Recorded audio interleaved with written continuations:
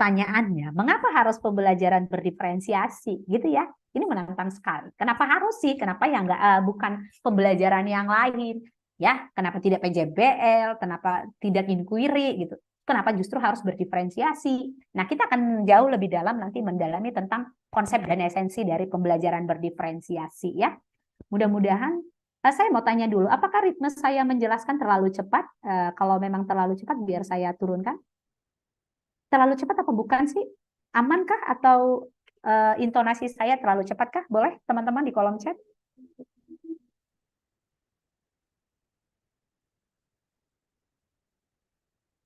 Cukup, Bu Angela, cukup. Oke, cukup jelas, Pak Ahmad Sofian. Aman, Bu, masih bisa disimak. Aman, Bu. Terima kasih, aman ya. Aman dan jelas. Oke, terima kasih. Syukur deh, gitu ya. Nah, saya memang ritme menjelaskannya seperti itu, gitu ya. Oke, nah, tapi karena aman, kita akan lanjut. Mari kita lihat. Gambar ini kita semua bisa lihat. One size does not fits all. Satu ukuran tidak akan pas untuk semua. Saya ingin mengajarkan tanya jawab ya teman-teman. Boleh raise hand. Apa pendapat teman-teman belajar soal gambar ini? Mari kaitkan dengan kodrat anak. Mari lihat teman-teman. Satu ukuran tidak akan pas untuk semua. Ini bicara tentang ukuran baju, ukuran jas, ukuran sepatu, ya teman-teman, ukuran celana gitu ya.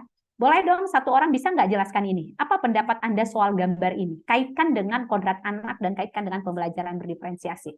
Ada yang bisa open mic nggak? Atau raise hand gitu, nanti Mbak Rere akan membuka mic-nya. Silakan. Ada yang ingin menjelaskan ini nggak sih? Silakan teman-teman. Ayo. Mbak Rere bisa dikondisikan kan nanti buka mic-nya kan?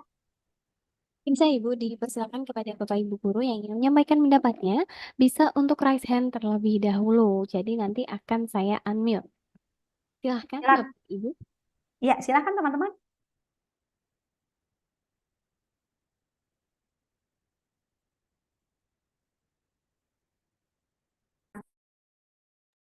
Oke, ini di sini ada yang menyampaikan via kolom komentar, Bu, tidak raise hand. Dari Ibu Kurnia Rahayu, keberagaman dan keunikan karakter tiap individu. Oke, oke. Terima kasih Bu Kurnia. Ada yang lain nggak ya? Ada yang bisa raise hand nggak?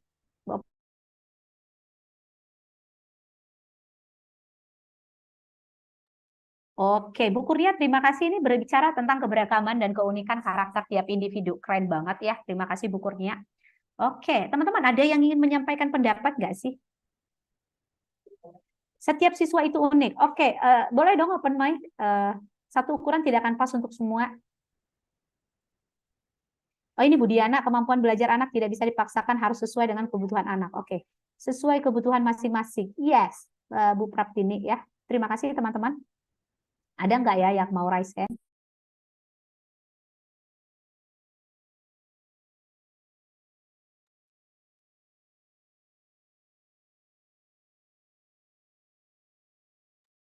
Baik, sepertinya teman-teman, setiap anak berbeda kemampuan, bakat, dan minat. Oke, saya akan jelaskan kemampuan anak berbeda-beda. Terima kasih teman-teman, karena nggak ada semua pada kolom chat, nggak apa-apa, yang penting aktif semua. Saya senang sih malam ini kita aktif sekali gitu ya. Oke, terima kasih Pak Primus, Bu Devi, ya, Bu Dewi ya.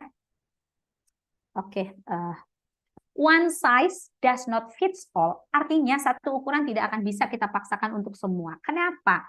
Karena kodrat anak berbeda-beda. Bawaan anak itu berbeda-beda dan ternyata gimana kodrat anak itu yang akan menentukan kebutuhan belajarnya seperti apa. Ketika kita menyamaratakan bahwa satu ukuran lah untuk semua orang, maka ada beberapa anak yang tidak akan muat atau justru kegedean gitu ya. Jadi nggak pas jasnya gitu, nggak pas sepatunya gitu ya. Maka teman-teman demikian juga halnya dalam proses belajar mengajar. Ternyata kebutuhan belajar anak itu berbeda-beda, teman. Kenapa bisa berbeda? Ada dua yang membuatnya, teman-teman. Namanya adalah kodrat alam dan yang kedua adalah kodrat zaman. Kodrat ini sangat mempengaruhi kebutuhan belajar anak. Kalau berkaitan dengan kodrat alam, ada kodrat yang dibawa anak sejak dia lahir atau dalam kandungan gitu ya, yang tidak bisa diubah. Misalkan dia teman tuli yang nggak bisa ngomong, maka kebutuhan belajarnya akan berbeda dengan teman yang lain. Yang kedua, misalkan adalah anak yang nggak punya tangan kanan, maka dia akan lebih cenderung agak lambat ketika itu bicara tentang menulis, ya teman-teman ya. Nah, teman-teman, saya ingin memahamkan kepada kita bahwa inilah yang harus kita sadari tentang keberagaman kebutuhan belajar ini.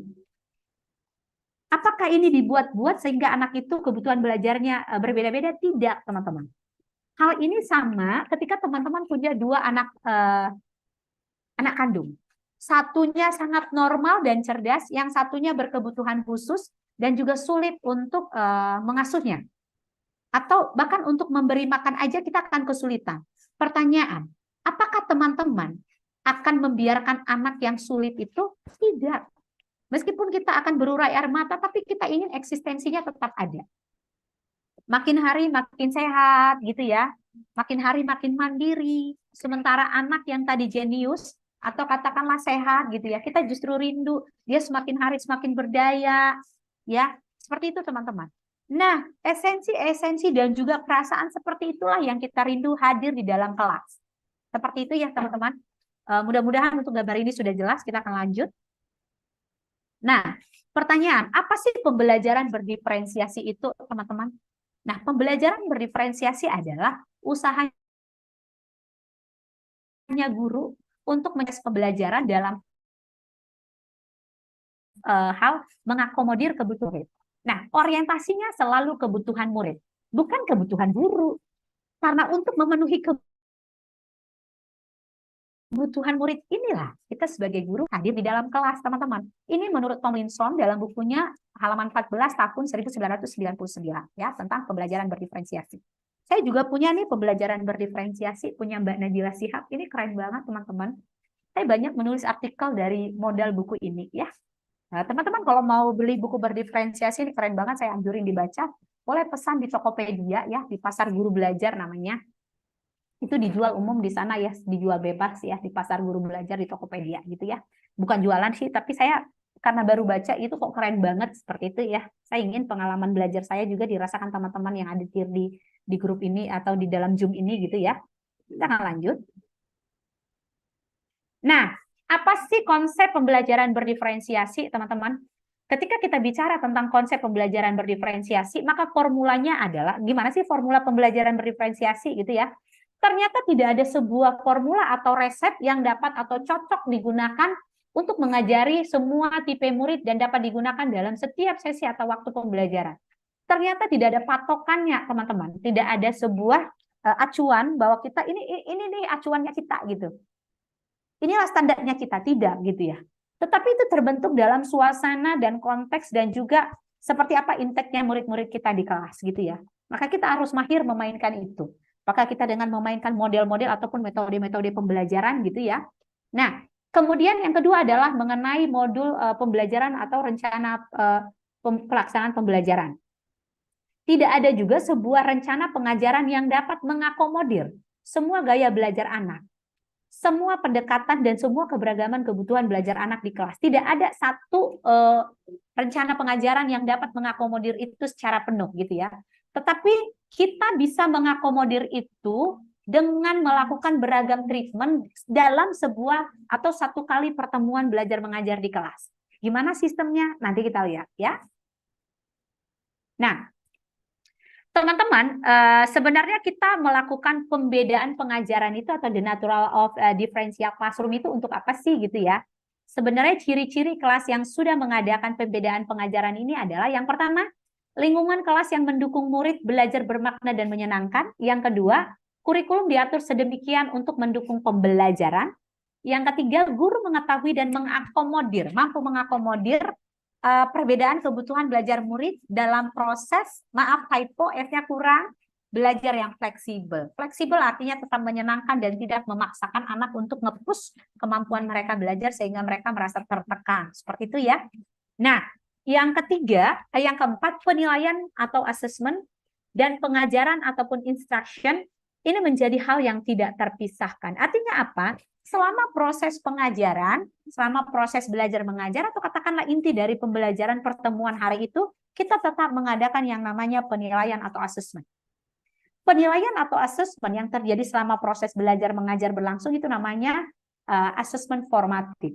Gitu ya teman-teman, yang selama proses dilaksanakan gitu. Kita lanjut.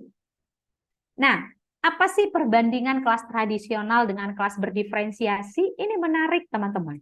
Ketika kita bicara kelas tradisional, maka perbedaan para siswa kadang ditutupi atau bisa jadi ditindaklanjuti oleh guru saat permasalahan mulai muncul. Sedangkan kalau di kelas berdiferensiasi, ini guru menghargai perbedaan. Ya kita beda pendapat juga lumrah saja, gitu ya. Perbedaan dipelajari guru sebagai dasar untuk merencanakan pembelajaran.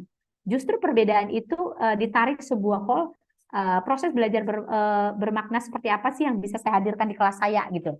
Yang kedua, asesmen bisa dilakukan di akhir sesi belajar untuk melihat siapa siswa yang sudah mengerti. Ini di kelas tradisional.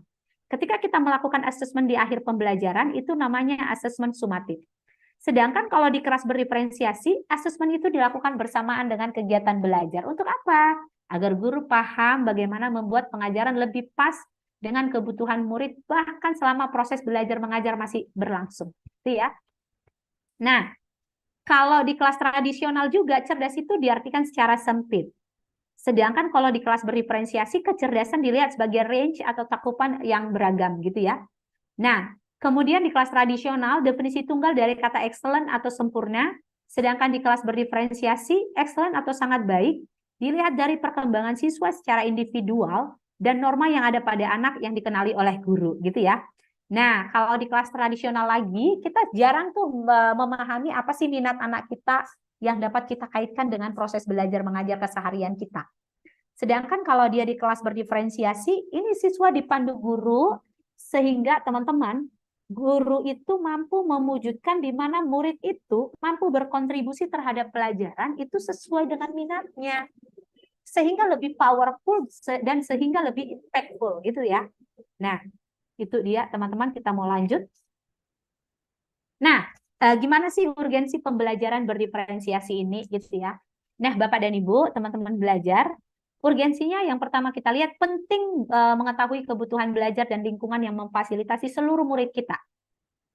Untuk apa? Untuk meningkatkan kompetensi secara aman dan nyaman. Itu yang pertama. Yang kedua, pembelajaran berdiferensiasi itu hadir untuk mengakomodir kebutuhan belajar murid yang berbeda-beda. Jadi mengakomodir atau berusaha untuk memenuhinya secara bersamaan. Nah, kalau yang ketiga, strategi pembelajaran berdiferensiasi itu ada konten, proses, produk, dan lingkungan gitu ya. Nanti kita akan lihat secara garis besarnya itu untuk 3, konten, proses, dan produk gitu ya. Mungkin teman-teman saya minum dulu.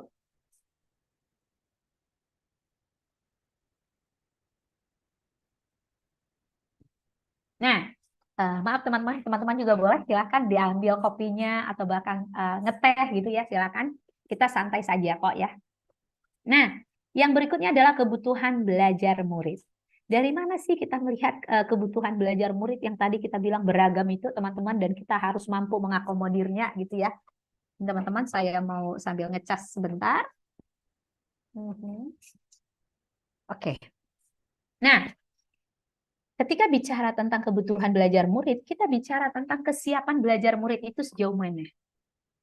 Itu yang terkaitan dengan kesiapan belajarnya itu intake-nya seperti apa. Kemudian minat murid itu seperti apa. Dan yang ketiga, profil belajar murid seperti apa. Kita bicara profil belajar murid, kita bicara orang tua seperti apa yang membesarkan anak. Apa yang dilakukan anak setiap pagi sebelum masuk ke kelas kita. Jangan-jangan dia ikut orang tuanya ke pasar pagi untuk berjualan gitu ya, pulang-pulang jam 6 langsung buru-buru mandi sekolah, sedangkan mamanya udah di pasar untuk jualan, seperti itu teman-teman. Nah, itu tentu ada peran orang tua yang miss gitu ya. Nah, itu dia berkaitan dengan profil belajar murid. Nah, ini menurut Carol Ann Tomlinson ya, di bukunya, tadi saya belum bilang bukunya, buku penerbit judulnya apa? Judulnya adalah How to Differentiate Instruction in Mixed Ability of Classroom. Mixed ability artinya kemampuan belajar yang beragam gitu ya. Kita mau lihat. Nah, ketika kita bicara tentang pembelajaran berdiferensiasi, teman-teman, kita bicara tentang bagaimana strategi pelaksanaannya. Dan bicara tentang strategi pelaksanaan, kita bicara dalam 3 konteks secara besar, garis besar. Yang pertama itu konten, yang kedua proses, dan yang ketiga adalah produk. Berkaitan dengan konten, ini berkaitan dengan materi pengetahuan, konsep, dan keterampilan yang perlu kita hadirkan di kelas sesuai dengan topik atau konten pelajaran kita. Ya. Nah, perlu ada pembedaan format penyampaian. Contoh, apakah hari ini kita menyampaikan dengan infocus? Apakah besok-besok kita menyampaikan dengan video gitu ya, atau dengan menerangkan tetap di depan kelas tapi dalam kecakapan bercerita yang memang melibatkan murid. Nah, seperti itu. Itu berkaitan dengan konten. Pedagoginya seperti apa kita sampaikan. Nah, kalau dia strategi mendiferensiasi pembelajaran dengan proses, ini kegiatan yang memungkinkan murid berlatih dan memahami konten. Artinya membedakan proses yang harus dijalani oleh murid. Seperti itu ya, teman-teman. Kemudian produk. Pembelajaran berdiferensiasi dari segi produk ini adalah bukti yang menunjukkan apa yang murid telah pahami, mereka sajikan di dalam sebuah katakanlah hasil karya, apakah itu karton, membuat media, segala macam, yang menunjukkan bahwa pemahaman mereka terhadap tujuan pembelajaran itu sudah selesai gitu. Nah, membedakan dan memodifikasi produk sebagai hasil belajar murid, hasil latihan, penerapan, dan pengembangan apa yang telah dipelajari. Ini boleh ya teman-teman.